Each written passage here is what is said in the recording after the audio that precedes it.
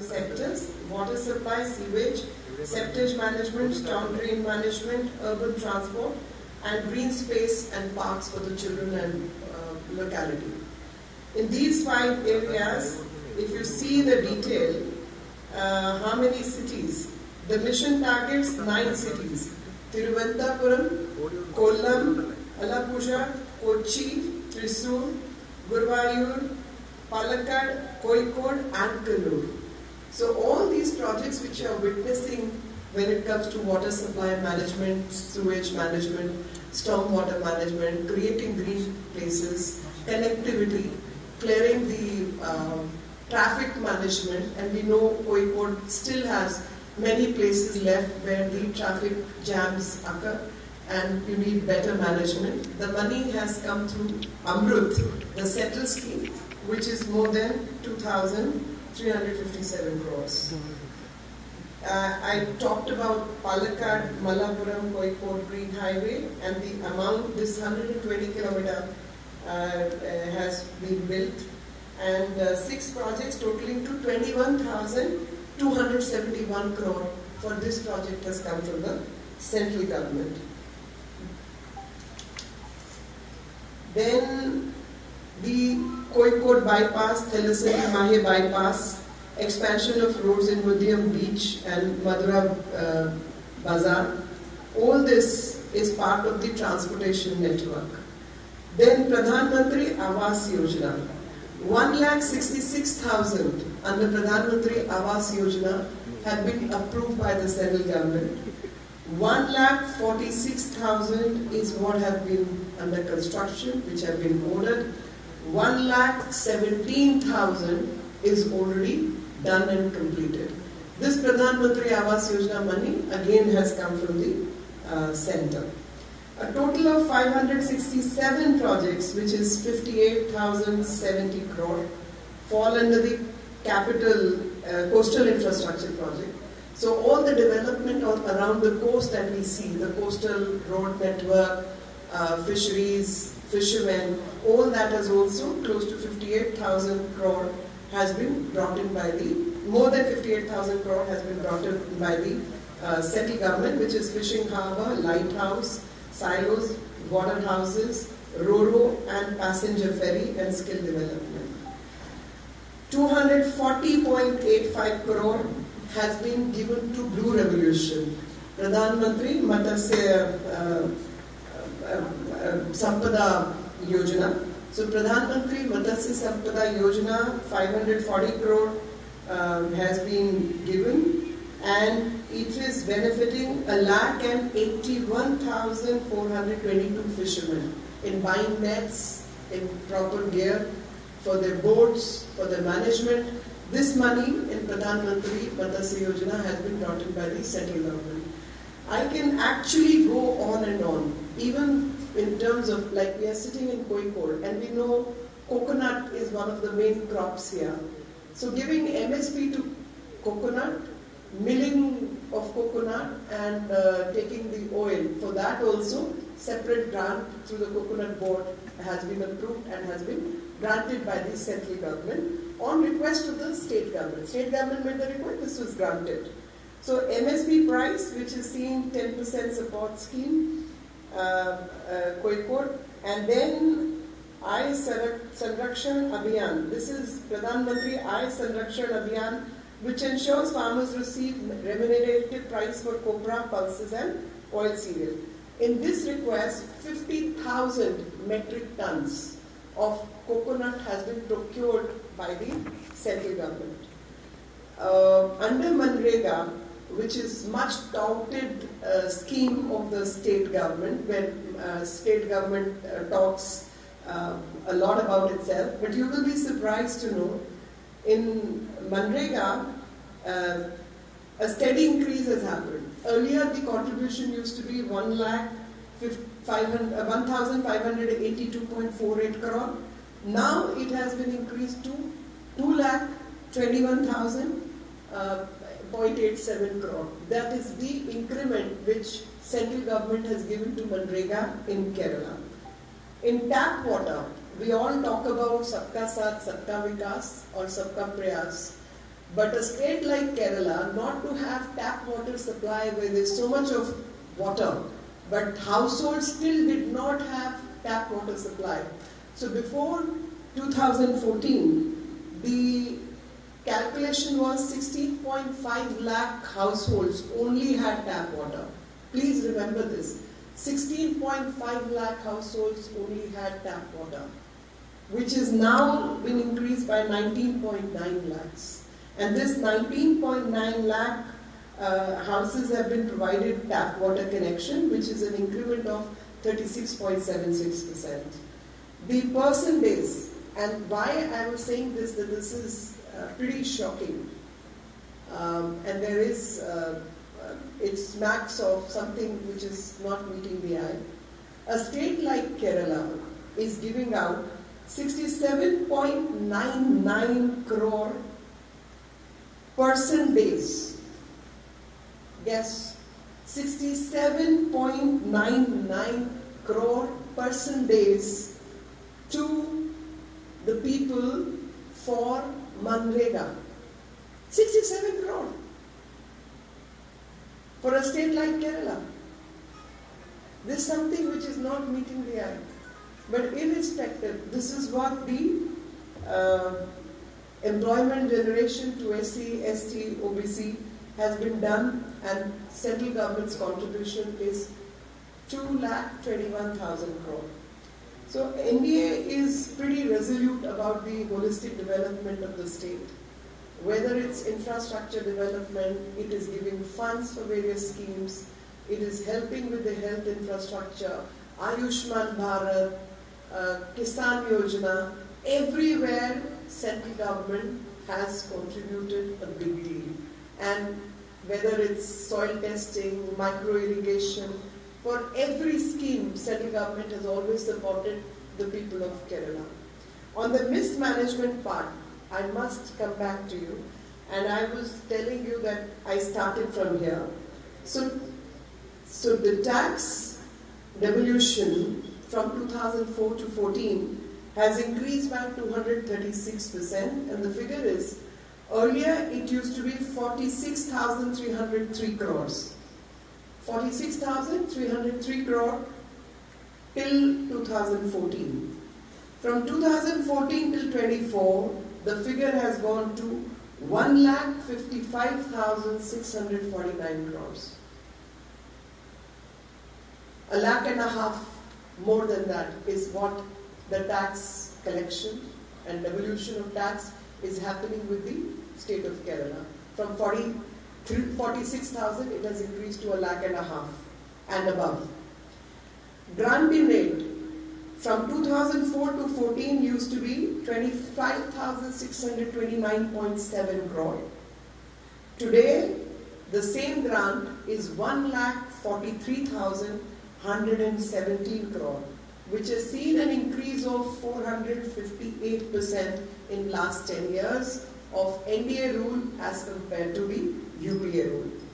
And I feel that additional grant which is given to the state is also 15,866 crore, was released for the year 23-24, and periodically the central government run by Honorable Prime Minister Mr. Modi has periodically been releasing advanced tax devolution to strengthen the hands of state government. But the contention which the state government is repeatedly bringing up is that they receive a lower share of the taxes is blatantly false and incorrect. And I'll share why. So it's fundamentally flawed. In thinking it's flawed. And thus I call it incorrect. Every state in India contributes to the nation building and development, and every state deserves a fair share of its development process. And the same is based on principles enumerated by successive governments. All previous governments have formed a formula, and based on that formulation, the devolution happens. And I'll show you how the devolution has been increased and has been made better under the Modi government. So location of direct tax will not be a fair and equitable principle for the simple reason that all the big companies and others may be producing somewhere, selling it all across. They will have their corporate office in one particular state, and the taxes get to be paid in the central registered office. And when the registered office gets to pay the taxes, that cannot be a factor to determine how the transaction needs to be divided, because the money is made in another place. If you're selling it across the country, you've made money from all the states. But because of your own benefit or convenience, you registered your company's headquarters in one particular region, and it's that place that cuts the taxes. So it will be an unfair methodology to calculate the devolution of taxes. Similarly, companies which are pan-India make profit everywhere. So you can't say that because company is registered in one state, the profit should accrue only to that state. Profit has to be for everyone to share. And this parochial narrative needs to be corrected and needs to be understood by the common people. I request all of you to make people understand this is a technical subject and people should know what the logic is behind. And in this recommendation, I will straight away, before getting into the special assistance scheme, I will tell you that net proceeds shared by central taxes to states under various finance commissions. So 12th Finance Commission devolved 30.5% of the devolution to the states. 13th Finance Commission devolved 32%. Ever since our government came, and that time it was the 14th Finance Commission, the increment has been of 10% and 42% devolution happens to every state. So 42% and then 15th, 1% reduction happened because of the creation of Union Territory of Jammu and Kashmir. So 1% reduction happened and it has been made into 41%. So that is the status. And in that status, you will realize that during the period of COVID-19, a special scheme was launched, and that special scheme was to generate employment for everyone, for every state, Infrastructure Development Assistance Scheme. So, for 50 years, the money is granted by the central government, no interest at all. And that scheme was basically started during the period of COVID so that they get the seed money and there's some activity. Post-COVID also, the same scheme has been given to people so that every state gets to benefit out of this scheme. And I specifically feel that interest-free loan for every state for 50 years is a fantastic scheme for infrastructure development, for the benefit of people. Every state seemed to have benefited because of this job of the central government. And the net proceeds, interstate states, is done under Article 280 of the Constitution. So the flawed narrative and incorrect narrative which the state government is seeking to create needs to be corrected. And this message has to travel to everyone, not only in the state, but to other states as well, that there is something called act of balancing. And that act of balancing is, what we, people like you and me, run in our families. You spend money as per your earning. You keep a provision for saving. You keep a provision for somebody falling sick. You make provisions. You adjust your budget accordingly. It cannot be that I party every day and then I ask money from my parents that please give me more money because I want to have another party. That's not the way any family can run. The state government in Kerala is precisely doing that precisely they are mismanaging the funds which are meant for the development of the state. The most development that you see around has been contributed because of a very, very generous and also law-abiding central government. It's Article 280 of the Constitution actually decides how the distribution of taxes is going to happen. So they are trying to blame everybody else but for themselves. They are engaging in corrupt practices. They are mismanaging the funds of the state, and they are mismanaging what the people of state deserve.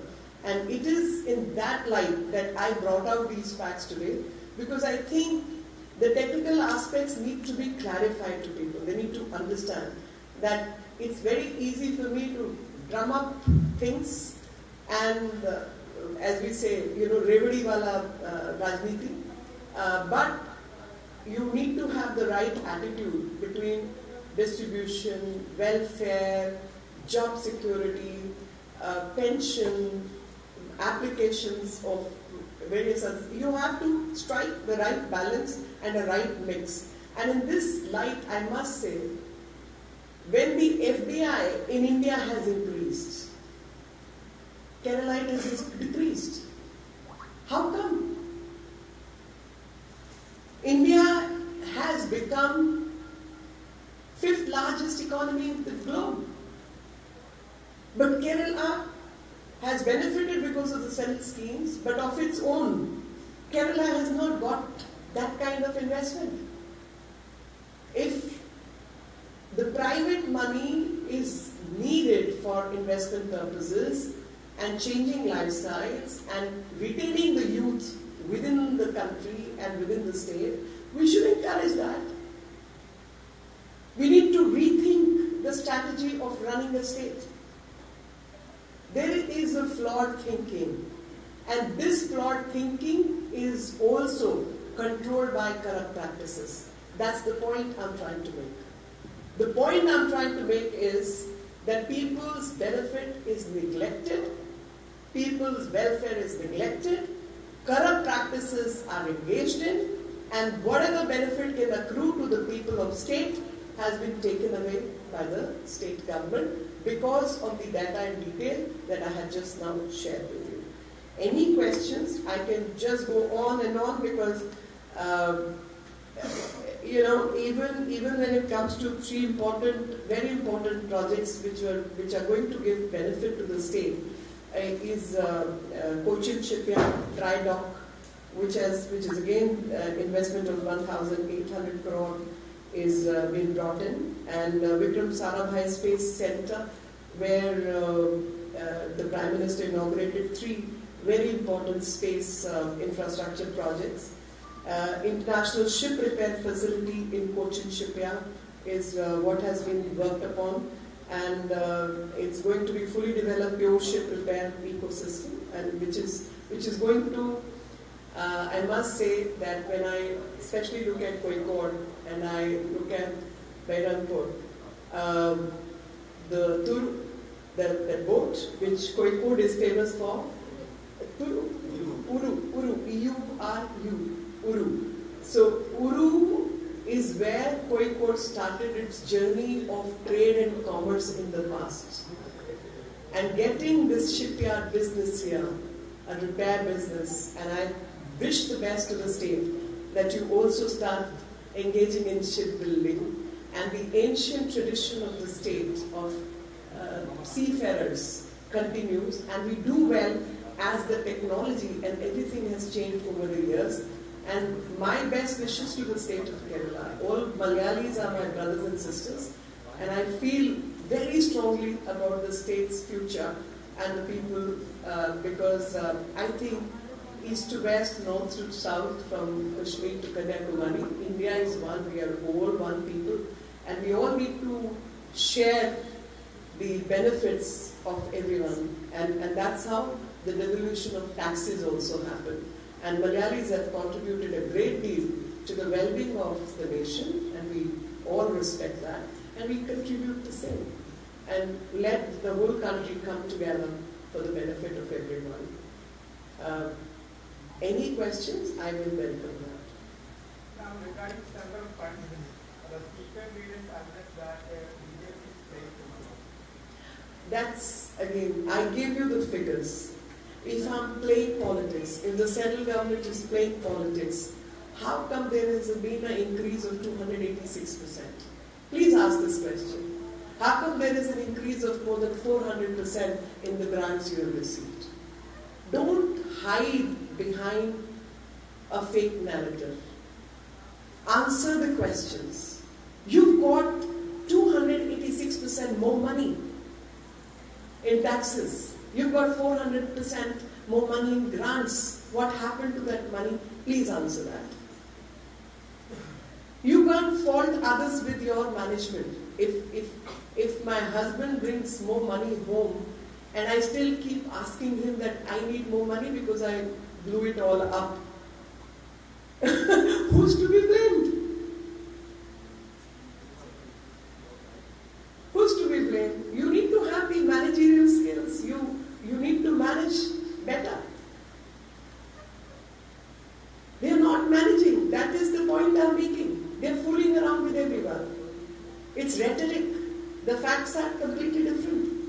And all this development that you see, the 6-lane highway, Palakkad-Kozhikode highway, the other 6 projects along with it, metro, water metro, all these projects, the bridges, all these have come from the central scheme. Amrita has given water supply system, seepage management, sewage management, parks, green areas, and you're saying central government's not helping you. Hiding behind false narrative. That's what the state government is doing, and hiding their corrupt practices. Any other question? What is the current political scenario in Kerala? Sir? Political scenario. I am very sure BJP is on the rise, and BJP is going to get the seat, and BJP is going to do better. It's the people of Kerala who need to understand that Congress is no replacement for the communists. You look at LDF, you look at UDF. Both parties have engaged in corruption when it comes to cooperative banks or anything else. You look at their management skills, you can see the kind of bad management they have showcased, that in spite of getting higher revenue, in spite of getting higher grants, they have mismanaged. Completely mismanaged. Sir, I can't answer that. That answer will come after the people of Kerala decide to vote. Nobody said that they will get 2 seats in Kerala. I am not, if Mr. Modi has said something, I'm no one to speak on that. He's already spoken whatever he may have spoken. I do not know the answer. Ma'am, this is ED time. Huh? Enforcement Directorate time. ED time. Why ED targeting only opposition leaders? Because they are the ones who stayed in power and engaged in corrupt practices. I never told them to steal money. They stole the money. ED is like finance police.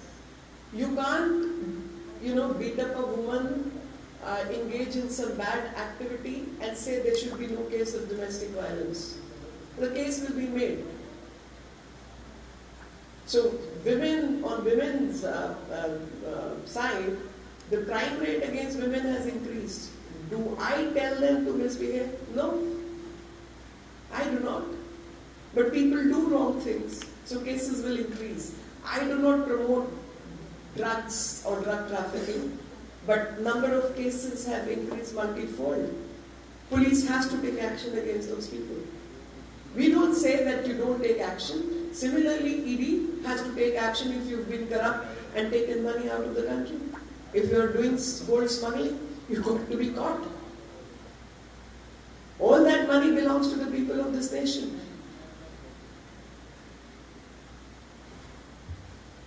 ED has to act. I think the reverse question should be that when these people were in power and they were doing all the wrong activities, why was ED not acting? That should be the question.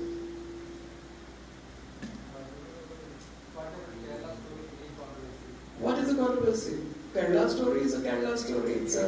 It's based on true narrative. There is a high court judgment.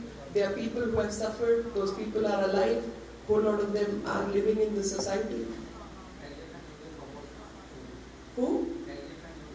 I don't expect them to accept the story for the simple reason they are the ones who were willingly or unwillingly supporting the Hamas appeasement rally in Kozhikode. Why would anyone, I just fail to understand. Hamas is a foreign body. engage outside the country. Who are you trying to please by trying to arrange a rally in the city? What is the plan? Who are you satisfying? You want to engage in a rally and you want to bring up the cause of the people? You should engage a rally for farmers. You should engage in a rally for students. You should engage in a rally for women. Their rights are getting affected. For them you do nothing. But you're here to engage on Hamas.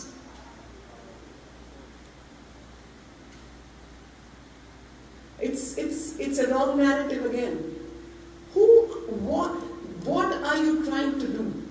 Who are you pleasing? Not the sensible people of the state or the country. Hamas is not in India. Somewhere outside. Not in the country. But you're trying to prove that. Something wrong. Something wrong with the system.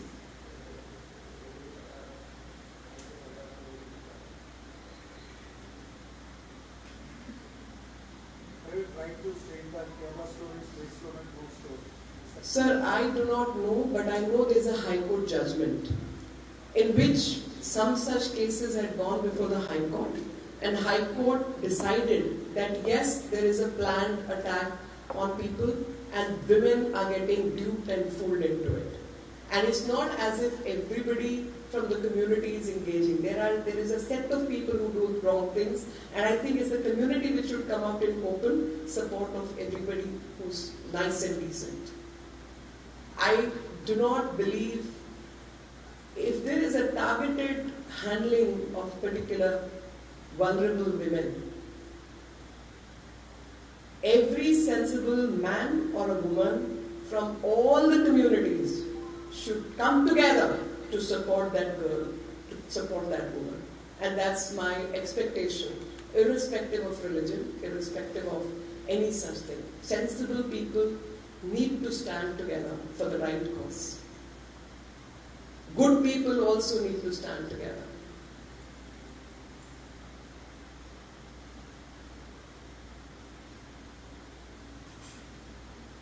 Anybody else? Sir? Should we wind up? Thank you very much. Jai Hind. Bharat Mata ki Jai.